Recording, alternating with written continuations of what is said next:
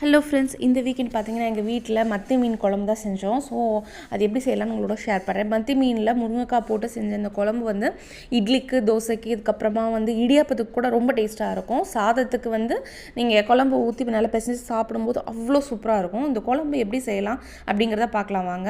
இப்போ கடாயில் பார்த்தீங்கன்னா 2 டேபிள் ஸ்பூன் அளவுக்கு நல்லெண்ணெய் சேர்த்துருக்கேன். உங்களுக்கு தேவையான அளவுக்கு நீங்கள் நல்லெண்ணெய் சேர்த்துக்கலாம்.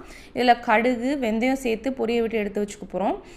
இந்த மாதிரி வந்து மீன் குழம்புக்கு வந்து வெந்தயம் தான் டேஸ்ட் வந்து முக்கியம். ரொம்ப அதிகமாக படுத்தி கொடுக்கும், டேஸ்ட் அதிகமாக படுத்தி கொடுக்கும். உங்களுக்கு வெந்தயம் பிடிக்கல அப்படின்னா நீங்கள் கம்மியான அளவுக்கு சேர்த்துக்கோங்க.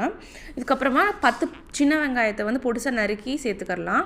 இது கூட 2 பச்சை மிளகாயை கீரி சேர்த்துருக்கேன். உங்கள் காரத்துக்கு தகுந்தாப்பில் நீங்கள் பச்சை மிளகா சேர்த்துக்கோங்க. இது நல்லா வந்து நல்லெண்ணெய் நல்லா வதக்க போகிறோம். இந்த மீன் குழம்புக்கு பார்த்திங்கன்னா பெரிய வெங்காயம் போட வேணாம், சின்ன வெங்காயம் இருந்தால் அதையே நீங்கள் சேர்த்துக்கோங்க. துருவின கருவேப்பிலையை வந்து அலசி எடுத்து வச்சுருக்கேன், அதையும் இது கூட சேர்த்துக்கலாம். இப்போ இதை நல்லா வதக்கிக்கலாம். எண்ணெயில் இது வதங்க தான் குழம்பு வந்து டேஸ்ட்டே. இதில் இப்போ வந்து உங்களுக்கு வந்து எவ்வளோ குழம்பு வேணுமோ அதுக்கு தகுந்தாப்பில் இந்த அளவு எல்லாத்தையுமே மாற்றிக்கோங்க. இப்போ நான் செய்கிறது வந்து பார்த்திங்கன்னா ஒரு 2 நேரத்துக்கு 3லேருந்து 4 பேர் சாப்பிட்ற அளவுக்கு நான் செய்கிறேன். உங்களுக்கு நீங்கள் எவ்வளோக்கு நீங்கள் எடுத்துக்கிறீங்களோ அதுக்கு தகுந்தாப்பில் இந்த அளவெல்லாம் மாற்றிக்கோங்க. இப்போ வந்து இது நல்லா வதங்கிடுச்சு. நான் ஏற்கனவே பொடியாக நறுக்கி வச்சுருக்கிற தக்காளி இது கூட சேர்த்துக்கலாம். 1-2 நறுக்கிருக்கேன். நீங்கள் வந்து ரொம்ப பொடிசாக நறுக்கணும்னு அவசியம் இல்லை. ஏன்னா அது வதங்கி நம்மளுக்கு கொதிச்சு வரும்போது நமக்கு வந்து தக்காளி வந்து நல்லா வந்துடும் உங்களுக்கு. இப்போ ஏற்கனவே கழுவி எடுத்து வச்சுருக்கிற மத்தி மீன் இருக்கு இல்லையா, அதை வந்து நான் தனியாக எடுத்து வச்சுருக்கேன். லேசாக உப்பு போட்டு பெரட்டி எடுத்து வச்சுருக்கேன். அதுக்கப்புறமா தண்ணியில் அலசிட்டேன். இப்போ இதை வந்து நம்ம குழம்புல சேர்த்துக்க போகிறோம். இது கூட நம்ம முருங்கைக்காய் போட்டு செய்கிறதுனால முருங்கைக்காய் வந்து தனியாக நான் ஒரு பாத்திரத்தில் தண்ணி ஊற்றி வேக வச்சு எடுத்து வச்சுருக்கேன். ஏன் இந்த மாதிரி செய்கிறோம் அப்படின்னா, நமக்கு குழம்பு வேகும் போதே நம்ம முருங்கைக்காயை போட்டுட்டோம்னா சமயத்தில் முருங்கைக்காய் வேகாமல் இருக்கும், மீன் வெந்திருக்கும். அதனால் இந்த மெத்தட் நான் ஃபாலோ பண்ணுறேன். இந்த மாதிரி தனியாக வேக வச்சு எடுத்து வச்சுக்கணும் முதல்லையே. அதுக்கப்புறமா மீன் குழம்பு வைக்கிறதுக்கு தேவையான அளவுக்கு புளி, லெமன் சைஸ் அளவுக்கு புளியை வந்து தண்ணியில் ஊற வச்சுருக்கேன். 2 மணி நேரம் இது ஊறி இருக்குது, நல்லா ஊறி வந்திருக்கு. இப்போ இந்த நல்லா வந்து புளியை கரைச்சி நம்ம சேர்த்துக்க போகிறோம். ஏற்கனவே நம்ம வதக்கி வச்சுருக்கிற வெங்காயம், தக்காளி கலவையில் அந்த புளியை நம்ம சேர்த்துக்கலாம். புளி வந்து உங்களுக்கு எந்த அளவுக்கு வேணுமோ அந்தளவுக்கு சேர்த்துக்கோங்க. ரொம்ப புளிப்பாக இருந்தாலும் மீன் குழம்பு நல்லா இருக்காது. புளி மட்டும்தான் தெரியும், மற்ற மீனோட ஃப்ளேவர் எதுவுமே வராது. இப்போது இதில் கூட தேவையான அளவுக்கு தண்ணி, எவ்வளோ குழம்பு நம்ம கூட்டி வைக்க போகிறோமோ அதுக்கு தேவையான அளவுக்கு தண்ணி சேர்த்துக்கலாம். இப்போது இது நல்லா கொதிச்சு வரணும். இது கூட நம்ம வந்து மசாலா பொருட்கள் எல்லாம் சேர்க்க போகிறோம். மசாலா பொருட்கள் பார்க்கும்போது ஒவ்வொரு வீடுகளில் குழம்பு மிளகாய்த்தூள்னு வச்சு சேர்ப்பீங்க, இல்லைன்னா மிளகாய்த்தூள், தனியாத்தூள், 2 தனித்தனியாக இருக்கும்.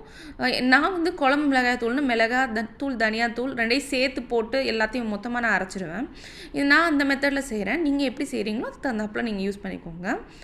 தனியாக வச்சுருக்கீங்கன்னா மிளகாத்தூள், தனியாத்தூள் அந்த மாதிரி நீங்கள் சேர்த்துக்கலாம். புளிக்குழம்புக்கு எப்படி சேர்ப்பீங்களோ அந்த மாதிரி சேர்த்துக்கோங்க. நான் 2 டேபிள் ஸ்பூன் அளவுக்கு குழம்பு மிளகாய்த்தூள், 1 டீஸ்பூன் அளவுக்கு மஞ்சள் சேர்த்துருக்கேன்.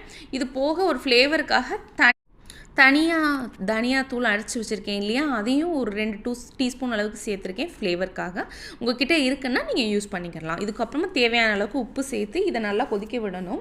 முதல்ல இந்த கலவை எல்லாமே கொதித்து வந்ததுக்கப்புறமா தான் நம்ம வந்து அடுத்து ஃபர்தராக நம்மளோட மீனை வந்து நம்ம சேர்க்கணும். ஏன்னா மத்தி மீன் வந்து ரொம்ப சின்ன சைஸான மீன். இதை நீங்கள் முன்னாடியே சேர்த்துட்டிங்கன்னா மீன் வந்து ரொம்ப கரைஞ்சி ஒரு மாதிரி உடஞ்சி போயிடும், எடுத்து சாப்பிட்றதுக்கு சரியாக வராது. மத்தி மீன் பார்த்தீங்கன்னா 20 நிமிஷம் தான் வேகிறதுக்கு டைம் கரெக்டாக. அதுக்கு மேலே நீங்கள் வேக வைக்கணுன்ற அவசியம் இல்லை குழம்புல. இப்போ வந்து இது நல்லா கொதிச்சு வந்துருச்சு. இந்த ஸ்டேஜில் நம்ம மீனை சேர்த்துக்கலாம். மற்ற மீன் வந்து நான் எடுத்துருக்கிற மீன் பார்த்திங்கன்னா சின்ன மீன், பொடிசான மீன். நீங்கள் வந்து பெரிய மீன் வச்சுருக்கீங்கன்னா அதுக்கு தகுந்தாப்பில் குழம்பு கூட்டி வச்சுக்கோங்க. இப்போ பாருங்கள், இந்த மீனை ஒன்றா சேர்க்குறேன். தள்ளி சேர்க்கணும், ஒன்று மேலே ஒன்று போட்டுறாமல். இந்த மாதிரி மீனை சேர்த்துட்டு நம்ம மூடி வச்சு நம்ம வேக வைக்கணும். அது கரெக்டாக ஒரு 20 நிமிஷம் நீங்கள் வேக வச்சா போதும். அதுக்கப்புறம் எடுத்து பார்க்கணும் குழம்பு திக்னஸ் வந்துடுச்சா அப்படிங்கிறதுக்காக. நான் வந்து இதை ஒரு 20 நிமிஷம் அளவுக்கு கொதிக்க வைக்க போகிறேன். இது கூட வந்து நான் தேங்காய் சேர்க்க போகிறேன் அரைச்சி. தேங்காய் துருவல் வந்து 2 டேபிள் ஸ்பூன் அளவுக்கு தேங்காய் துருவல் வந்து தனியாக நான் மிக்சியில் எடுத்து வச்சுருக்கேன். இந்த தேங்காய் துருவலை வந்து நம்ம இது கூட நம்ம சேர்த்துக்க போகிறோம், திக்னஸ்க்காகவும் ஃப்ளேவருக்காகவும். ஒருவேளை உங்களுக்கு தேங்காய் துருவலாக சேர்க்க மாட்டீங்க அப்படின்னா தேங்காய் பால் இருக்கு இல்லையா, அதை வந்து நீங்கள் 1 கப் அளவுக்கு தேங்காய் பால், வீட்லேயே அரைச்ச தேங்காய் பால் நீங்கள் சேர்த்துக்கலாம். அந்த தேங்காய் பால் வந்து உங்களுக்கு திக்னஸ் பெருசாக கொடுக்கலைனாலும் டேஸ்ட் வைஸும் உங்களுக்கு நல்லாயிருக்கும். இப்போ இந்த தேங்காயை தேங்காயை நல்லா தண்ணி விட்டு அரைச்சி நம்ம குழம்புல சேர்த்து கொதிக்க வச்சு இறக்கியாச்சு. பாருங்கள் எவ்வளோ சூப்பரான குழம்பு ரெடி ஆகிடுச்சு அப்படின்னு.